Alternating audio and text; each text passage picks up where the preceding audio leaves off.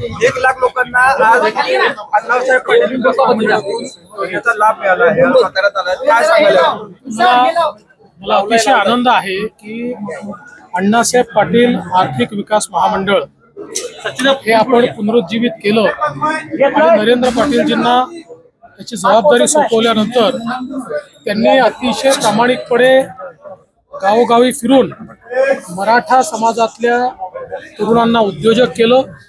8,500 कोटी रुपये एवढं कर्ज आज वितरित केलं आहे। जवळपास 800 कोटी रुपयाचं व्याज आपण वितरित केलेलं आहे।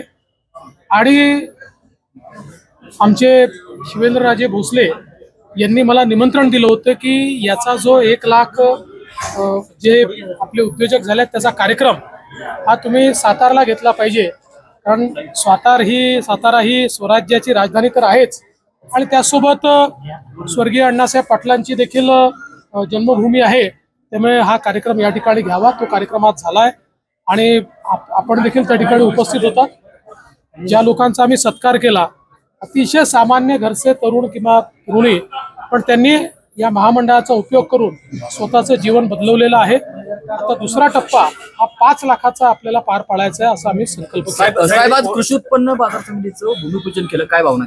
मला अतिशय आनंद आहे। भाऊसाहेब महाराजांच्या नावाने ही कृषी उत्पन्न बाजार समिती त्या ठिकाणी होते आणि त्याचा संपूर्ण आराखडा बघितल्यानंतर मी तर असं म्हणेन की जवळपास महाराष्ट्रातली सर्वात आधुनिक अशा प्रकारची कृषी उत्पन्न बाजार समिती ही इथे साताऱ्यामध्ये या ठिकाणी शिवेंद्रराजेंच्या प्रयत्नातून होते। साहेब यावेळी लोकसभेच्या उमेदवारांना पहिल्यांदाच भाजप जिल्ह्यामध्ये प्रवेश करते, पण आता भाजपमधूनच काही लोकांची मागणी होती की आमच्या जिल्ह्यातली जी राज्यसभा आहे ही आमच्याकडेच राहावी। असं आहे की 2 राज्यसभा आमच्याकडे आहेत, त्यातली एक राज्यसभा ही भारतीय जनता पक्षाकडे राहणार आहे।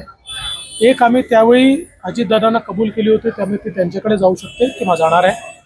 जो काही योग्य निर्णय आहे तो निर्णय निश्चितपणे आता आमचं पार्लमेंटरी बोर्ड घेईल। एबीपी माझा, उघडा डोळे बघा नीट।